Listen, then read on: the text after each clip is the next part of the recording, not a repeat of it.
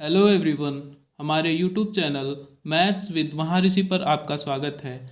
आज हम कक्षा 9 के गणित एनसीईआरटी के दूसरे अध्याय बहुपद के प्रश्नावली 2.1 को हल करेंगे। तो प्रश्नावली 2.1 का पहला प्रश्न है, निम्नलिखित व्यंजकों में कौन कौन एक चर में बहुपद हैं और कौन कौन नहीं हैं? कारण के साथ अपने उत्तर दीजिए। तो आपको इस प्रश्न में बताना है कि कौन कौन से बहुपद हैं और बहुपद हैं तो कौन कौन से एक चर में बहुपद हैं। तो दो चीज़ें यहाँ इस प्रश्न में आपको करना है। पहला क्या करना है, पहचानना है बहुपद है कि नहीं है, बहुपद है कि नहीं है ये पहचानना है। दूसरा, एक चर में बहुपद होना चाहिए। चर किनको बोलते हैं? जो अंग्रेजी के अल्फ़ाबेट्स होते हैं, जैसे एक्स वाई जेड, ये सब चर होते हैं। और बहुपद है कि नहीं ये पहचानने के लिए क्या करते हैं, अगर किसी बीजीय व्यंजक में चर का जो घात है वो पूर्ण संख्या होगा तभी वो बहुपद होगा। जैसे 3x² + 2x। अब इस बीजीय व्यंजक में चर क्या है? यक्स है। एक यहाँ पे है और एक यहाँ पे है। इस चर का घात आपको देखना है। अगर चर का घात पूर्ण संख्या होगा तो बहुपद होगा। यहाँ चर का घात क्या है? 2, तो पूर्ण संख्या है। यहाँ चर का घात क्या है? 1, तो ये भी पूर्ण संख्या है। अगर चर का घात हमेशा दिए गए बीजीय व्यंजक में चर का घात हमेशा पूर्ण संख्या हो तो दिया गया बीजीय व्यंजक हमेशा क्या होगा? बहुपद होगा। जैसे 2x³ + 3x², यहाँ x पे पावर 3 है तो 3 पूर्ण संख्या है और यहाँ x पे पावर 2 है, ये भी पूर्ण संख्या है, तो इसलिए ये पूरा क्या होगा? बहुपद होगा। अगर इस तरीके से लिखा हो 2x⁴ प्लस x⁻⁻1। अब यहाँ x का पावर जो 1/2 है तो 1/2 पूर्ण संख्या है? नहीं है। और यहाँ x का पावर क्या है? -1, ये भी पूर्ण संख्या नहीं है। तो ये जो बीजीय व्यंजक लिखा है 2x⁻1² प्लस x⁻−1, ये बहुपद नहीं है। तो बहुपद पहचानने के लिए क्या करेंगे, दिए गए बीजीय व्यंजक में चर के घात को देखेंगे। अगर चर का घात पूर्ण संख्या होगा तो बहुपद होगा और चर का घात पूर्ण संख्या नहीं होगा तो बहुपद नहीं होगा। तो आपको इस प्रश्न में पहचानना है दिया गया बीजीय व्यंजक बहुपद है कि नहीं, और अगर बहुपद है तो एक चर में है या नहीं, ये दो चीज़ें आपको पहचानना है। तो इसका पहला प्रश्न है 4x² - 3x + 1। तो सबसे पहले पहचानते हैं बहुपद है कि नहीं। यहाँ देखिए चर क्या यूज हुआ है, क्या यूज हुआ है? x। यहाँ भी x है, यहाँ भी x है। चर के घात को देखते हैं बहुपद को पहचानने के लिए। तो यहाँ x का पावर क्या है? 2। 2 कैसी संख्या है? पूर्ण संख्या, तो ठीक है। यहाँ x का पावर कितना है? 1। 1 कैसी संख्या है? पूर्ण संख्या। तो इस बीजीय व्यंजक में जो चर हैं उनका पावर जो है पूर्ण संख्या है, इसलिए ये बहुपद है। ठीक, तो ये बहुपद है, बहुपद है, बहुपद है। अगला, एक चर में है कि नहीं ये पहचानना है। तो देखिए एक चर मतलब एक ही चर का प्रयोग होना चाहिए। तो यहाँ इस बहुपद में कितने चर प्रयोग हुए हैं? यक्स ही तो यूज हुआ है, केवल एक ही चर है, यक्स है केवल, तो इसलिए ये एक चर वाला भी बहुपद है। एक चर में बहुपद है। तो आपको क्या करना है, पहचानना है सबसे पहले दिया गया बीजीय व्यंजक बहुपद है कि नहीं।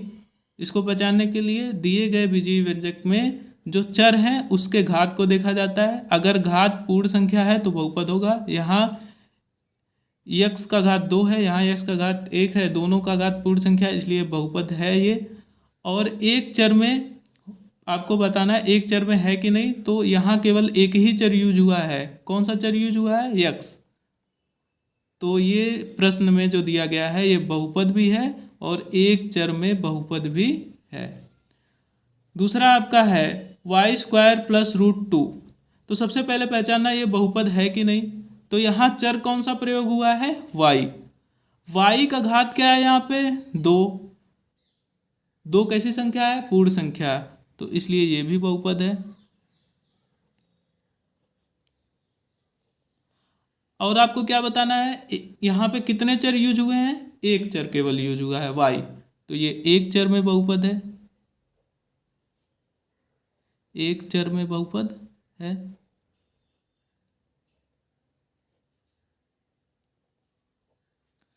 पहले का तीसरा प्रश्न है 3√t + t × √2। इसको थोड़ा सा सिंप्लीफाई कर लीजिए। देखिए √2 लिखा, रूट के अंदर t लिखा है, इसका मतलब क्या है, हमने बताया था रूट का मतलब पावर कितना होता है। अगर रूट में कोई चीज़ लिखा है, जैसे √x लिखा है, तो पावर कितना होगा x पे, 1/2, इस पे पावर होगा 1/2।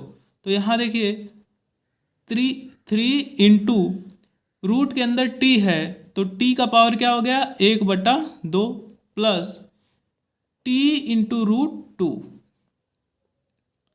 सबसे पहले पहचानना ये बहुपद है कि नहीं। तो देखिए यहाँ पे चर कौन सा यूज हुआ है, t। यहाँ पे एक चर यूज हुआ है t। अब t का अगर पावर पूर्ण संख्या होगा तो बहुपद होगा, और t का पावर पूर्ण संख्या नहीं होगा तो बहुपद नहीं होगा। तो यहाँ t का पावर क्या है, 1/2। 1/2 पूर्ण संख्या है, नहीं है, इसलिए ये बहुपद नहीं होगा, ये बहुपद नहीं होगा।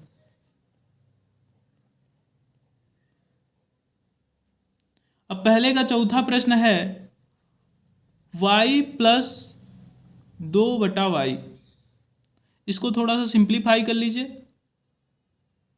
y प्लस इस y को ऊपर ले जाएंगे। अभी यहाँ y पे पावर कितना है, 1। जब हर को अंश में ले जाते हैं तो पावर क्या हो जाता है, अगर प्लस रहेगा तो माइनस, माइनस रहेगा तो प्लस हो जाएगा। तो 2 इंटू y को ऊपर ले आए तो y पे पावर क्या हो गया, -1। अब आपको पहचानना है y + 2 इंटू y की पावर -1 ये बहुपद है कि नहीं। यहाँ तो बहुपद है कि नहीं ये पहचानने के लिए क्या करते हैं, जो चर यूज हुआ है y, इसका पावर देखेंगे। अगर पावर पूर्ण संख्या होगा तो बहुपद होगा, पूर्ण संख्या नहीं होगा तो बहुपद नहीं होगा। तो यहाँ y का पावर कितना है, 1 पूर्ण संख्या है, ठीक है। यहाँ y का पावर लेकिन कितना है, -1 पूर्ण संख्या नहीं है, इसलिए ये बहुपद नहीं होगा, बहुपद नहीं होगा। तो बहुपद पहचानने के लिए क्या करते हैं, चर के पावर को देखिए। अगर चर का पावर हमेशा पूर्ण संख्या है तो बहुपद है, और कहीं पे चर का पावर पूर्ण संख्या नहीं है तो बहुपद नहीं होगा। अब पहले के पांचवें प्रश्न पे आते हैं। इसमें दिया गया है x की पावर 10 + y³ + t की पावर 50। अब देखिए यहाँ पे चर कितने यूज हुए हैं, एक x यूज हुआ है, दूसरा y यूज हुआ है और तीसरा t यूज हुआ है। तो यहाँ पे तीन चरों का प्रयोग हुआ है। यहाँ x का घात कितना है, 10। तो सबसे पहले देखते हैं ये बहुपद है कि नहीं। तो चरों के पावर को देखिए, पूर्ण संख्या होगा तो बहुपद होगा, नहीं होगा तो बहुपद नहीं होगा। तो यहाँ चर है x का पावर कितना है, 10 पूर्ण संख्या है, ठीक है। y की पावर है यहाँ पे 3 भी पूर्ण संख्या है, ठीक है। t की पावर कितना है, 50 भी पूर्ण संख्या है। तो ये तो बहुपद है, बहुपद है। परंतु ये भी बताना है कि ये एक चर में है कि नहीं। तो यहाँ एक चर नहीं यूज हुआ है, कितने चर यूज हुए हैं, x भी यूज हुआ है, y भी यूज हुआ है, t भी यूज हुआ है। तो ये एक चर में बहुपद नहीं है, बहुपद है लेकिन एक चर में बहुपद नहीं है।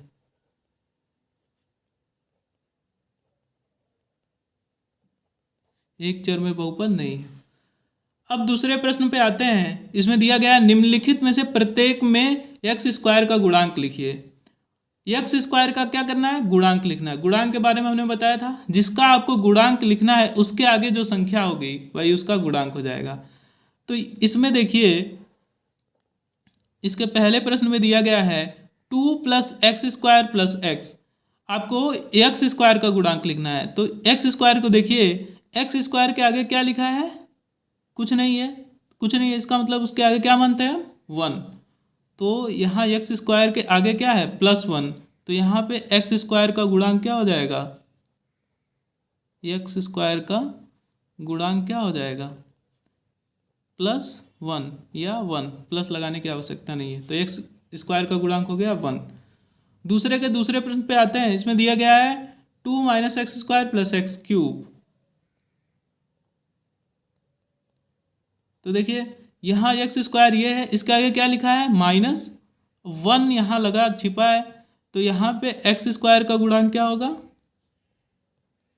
एक्स स्क्वायर का गुणांक -1। आपको जिसका गुणांक निकालना है उसके आगे जो संख्या लिखी होती है वही उसका गुणांक होता है। अब दूसरे के तीसरे प्रश्न पे आते हैं। इसमें देखिए दिया गया है π/2 एक्स स्क्वायर प्लस एक्स। तो यहाँ देखिए एक्स स्क्वायर के आगे क्या लिखा है, π/2, तो यहाँ एक्स स्क्वायर का गुणांक क्या हो जाएगा, एक्स स्क्वायर का गुणांक हो गया, ये एक्स स्क्वायर के आगे क्या लिखा है, π/2, तो इसका गुणांक हो गया π/2। अब चौथे क्वेश्चन में देखिए, चौथे क्वेश्चन में दिया गया है √2x - 1। इसमें कहीं एक्स स्क्वायर दिख ही नहीं रहा है, दिख रहा है एक्स स्क्वायर, नहीं दिख रहा है। तो यहाँ पे जब एक्स स्क्वायर है ही नहीं तो एक्स स्क्वायर का गुणांक क्या हो जाएगा, 0। जब एक्स स्क्वायर है ही नहीं तो एक्स स्क्वायर का गुणांक हो जाएगा 0। अब तीसरे प्रश्न पे आते हैं। इसमें दिया गया है 35 घात के द्विपद का और 100 घात के एक पदी का एक एक उदाहरण दीजिए। तो आपको उदाहरण लिखना है। पहला 35 घात का द्विपद एक बनाना है और दूसरा 100 घात का एक पद। तो देखिए आप बहुत सारे उदाहरण बना सकते हैं, अलग अलग लोग अलग अलग तरीके का उदाहरण बना सकते हैं। हम कुछ उदाहरण लेके आपको समझाते हैं। तो 35 घात का द्विपद बनाना है। द्विपद मतलब ऐसा बहुपद जिसमें केवल 2 पद हों। तो देखिए हम द्विपद इधर बना रहे हैं और एक पद इधर बना रहे हैं, एक पद इधर बना रहे हैं। बहुत सारा उदाहरण आपको लेके समझाते हैं, 2-3। देखिए 35 घात का द्विपद, आपको द्विपद कैसा बनाना है, ऐसा द्विपद बनाना है जिसका घात कितना हो, 35। पहला हम उदाहरण लेते हैं, जैसे 2x⁵ प्लस x⁴। तो देखिए ये द्विपद है कि नहीं है, क्योंकि कितने पद है इसमें, 2 पद, एक पद ये हो गया, एक पद ये हो गया। और इस द्विपद का अगर घात पूछा जाए तो घात कितना होगा, 35, क्योंकि जो चर यूज हुआ है, चर क्या यूज हुआ है यहाँ पे, x, और x का जो अधिकतम घात है वो कितना है, 35, इसलिए इस बहुपद का घात कितना हो गया, 35। तो ये द्विपद भी हो गया और बहुपद का घात 35 भी हो गया। एक पदी का उदाहरण लेते हैं। कितने घात का एक पदी लेना है, 100 घात का। तो देखिए 2x⁴ हो गया। कितना पद है इसमें, एक पद, घात कितना है, 100। और भी बहुत सारा उदाहरण ले सकते हैं। √2y⁵ प्लस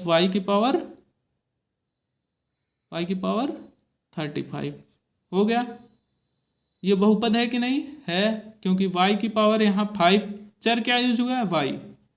यहाँ y⁵5 है, पूर्ण संख्या है। यहाँ y⁵35 है, ये भी पूर्ण संख्या है। तो ये चर हो गया, तो ये बहुपद हो गया। कितने पद हैं, 2 पद हैं। पावर कितना है, 35 है। एक पदी का उदाहरण लेते हैं। कुछ भी आप कोई भी चर यूज कर सकते हैं, 5/2, और यहाँ हम t यूज कर रहे हैं। t की पावर कितना लेना है, 100। तो इस तरीके से बहुत सारा उदाहरण आप लिख सकते हैं। अब प्रश्न संख्या 4 पे आते हैं। इसमें दिया गया है निम्नलिखित बहुपदों में से प्रत्येक बहुपद की घात बताइए। आपको बहुपद का घात बताना है। बहुपद का घात पहचानने के लिए हमने क्या बताया था, दिए गए बहुपद में जो चर यूज हुआ है, चर को देखिए, x, यक्स, चर का जो अधिकतम घात है वही बहुपद का घात हो जाएगा। तो यहाँ यक्स का अधिकतम घात कितना है, यहाँ यक्स का घात 1 है, यहाँ यक्स का घात 2 है, यहाँ यक्स का घात 3 है। यक्स का अधिकतम घात क्या है यहाँ पे 3, तो यहाँ बहुपद का घात क्या हो जाएगा 3। तो बहुपद का घात अगर आपको पहचानना है तो कैसे पहचानेंगे, दिए गए बहुपद में चर का जो अधिकतम घात होगा वही बहुपद का घात होगा। तो इसलिए यहाँ पे बहुपद का घात कितना हो गया, बहुपद का घात कितना हो गया 3, क्योंकि यक्स का अधिकतम घात है 3। दूसरे में देखिए 4 माइनस वाई स्क्वायर। अब यहाँ चर कौन सा यूज हुआ है, वाई एक ही जगह पे यूज हुआ और इसका घात कितना है 2, तो यहाँ बहुपद का घात हो जाएगा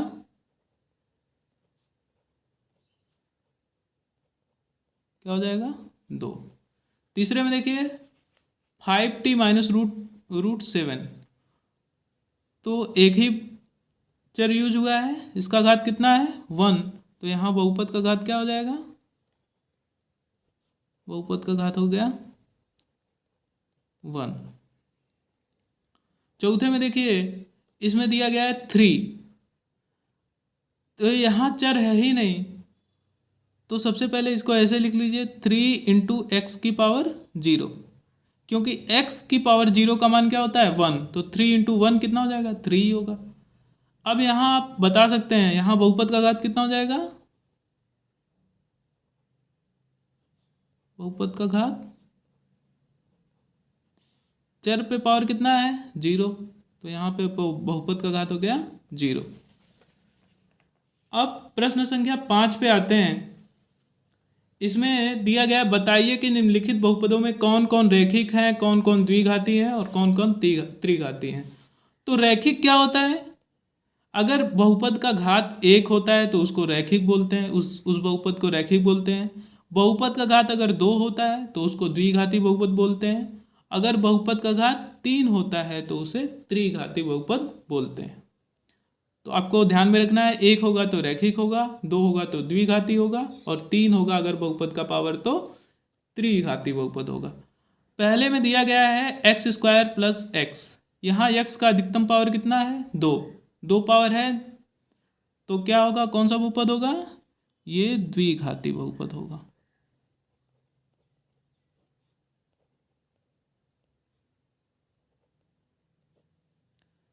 दूसरे में देखिए x माइनस एक्स क्यूब, यहाँ x का अधिकतम पावर कितना है 3, तो बताइए 3 पावर होगा तो कौन सा बहुपद होगा, त्रिघाती बहुपद।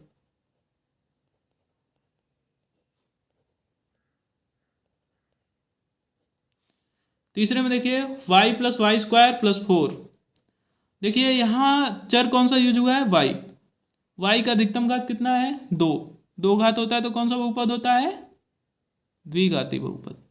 तो ये हो गया द्विघाती बहुपद। चौथे में देखिए 1 प्लस एक्स, यहाँ चर कौन सा यूज हुआ है x का अधिकतम, x का घात कितना है 1 होता है तो कौन सा बहुपद होता है, रैखिक बहुपद। तो ये हो जाएगा रैखिक।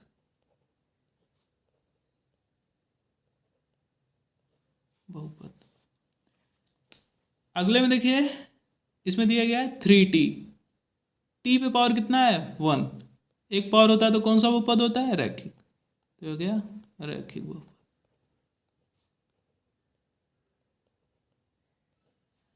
अगले में देखिए यहाँ पे चर कौन सा यूज हुआ है r का पावर कितना है 2, तो 2 पावर होता है तो कौन सा बहुपद होता है, द्विघाती बहुपद।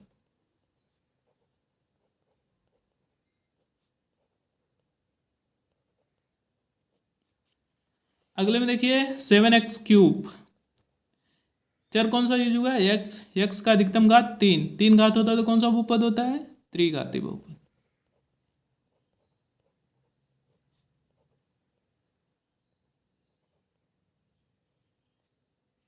So friends, please like the video and subscribe my channel. Bye bye.